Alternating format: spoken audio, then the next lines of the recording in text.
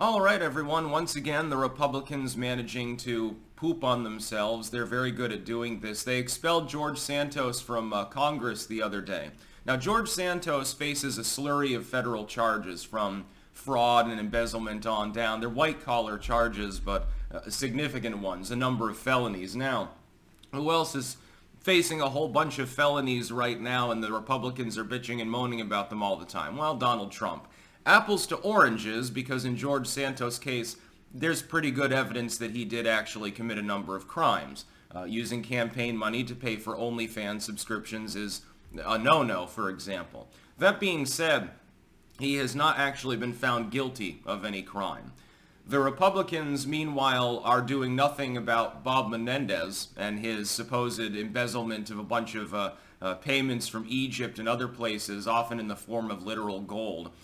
He's being looked into for his crimes. He hasn't been expelled from Congress now, has he? The Dems are holding rank. Even though a bunch of Democrats have said that Menendez should step down, they've taken no further action. Meanwhile, Georgesantos gets expelled and 100 of his own Republican colleagues voted in favor of it. This shows you, if you want to be skeevy, you should definitely join the Democratic Party, because the skeeviness level is greater and you know, they'll hold rank. In the Republican Party, for ideological reasons only, is Georgesantos expelled. If this had been a uniparty, a neocon Republican, then you probably wouldn't have seen the expulsion succeed. Although it could also be seen as a lashing back out at the non-uniparty GOP for getting rid of Kevin McCarthy from his speakership role. You'll remember that the Democrats, of course, they were going to vote to remove the House Speaker because they're hoping to get a Democrat in there. It was not going to happen, but you know, that was their hope. So you saw the Freedom Caucus Republicans narrowly kicking him to the curb, and he's a unipartyist. McCarthy's a neocon. You could frame this as the uniparty neocons, the more hardline ones within the House, decided, you know what, we'll cut off our nose to spite our face and get rid of one of the Republicans in our exceedingly narrow Republican majority in the House of Representatives. They should have waited until there was actually a trial.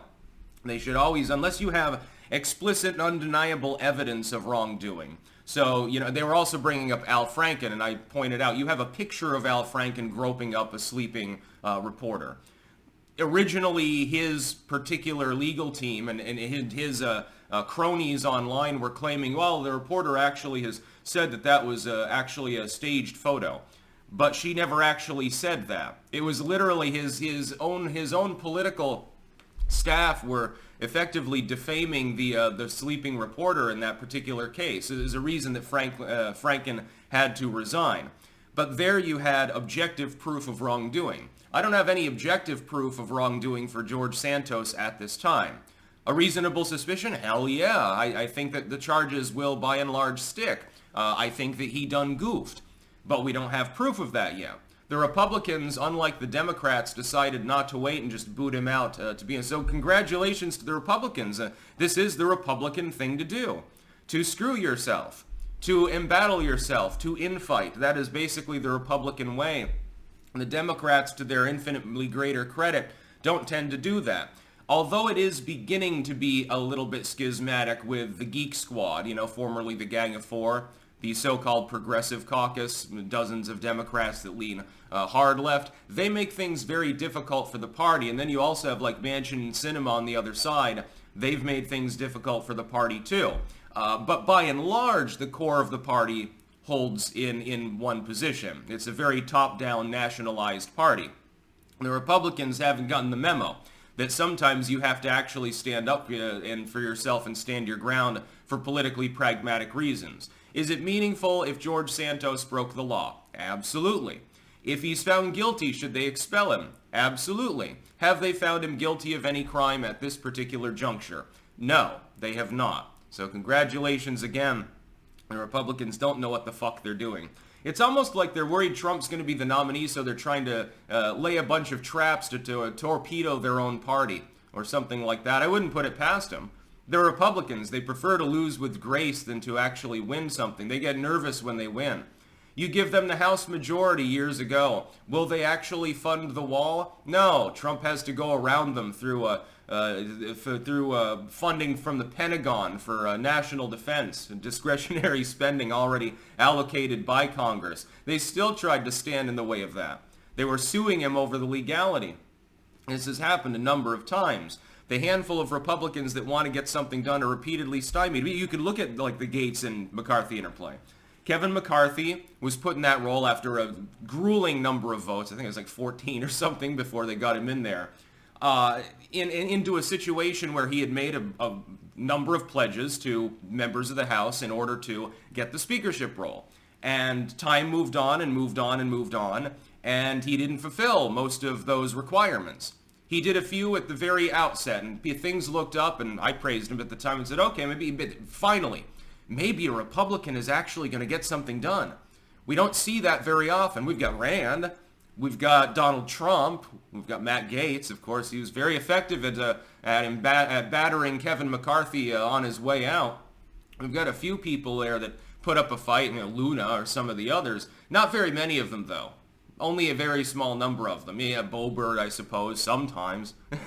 Sometimes Marjorie Taylor Greene, although she doesn't necessarily get along with her fellow Freedom Caucus members. Wasn't she expelled from it? I think it was her that got expelled. I think there was a reason for it. Now Georgesantos removed from Congress altogether in a widely bipartisan vote without actually having been found guilty of anything. You never see the Democrats do that.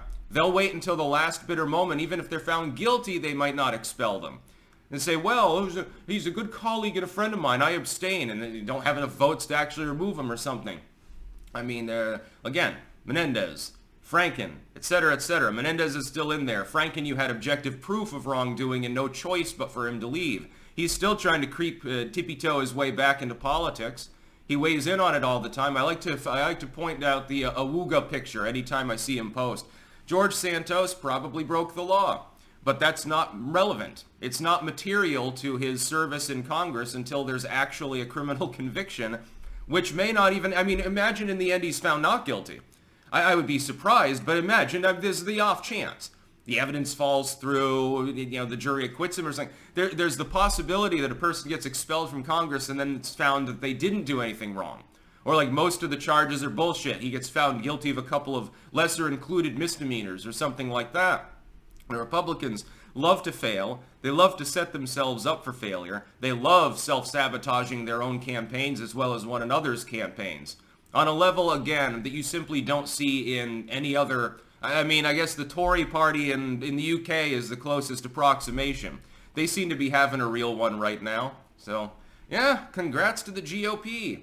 You get handed a victory and you manage to take defeat from it. I'm sure it makes you feel like you're better Republicans. There's a reason why I will never register as a Republican. There's a reason why I'm not a conservative. You see, I prefer winning. That's about all. Peace out.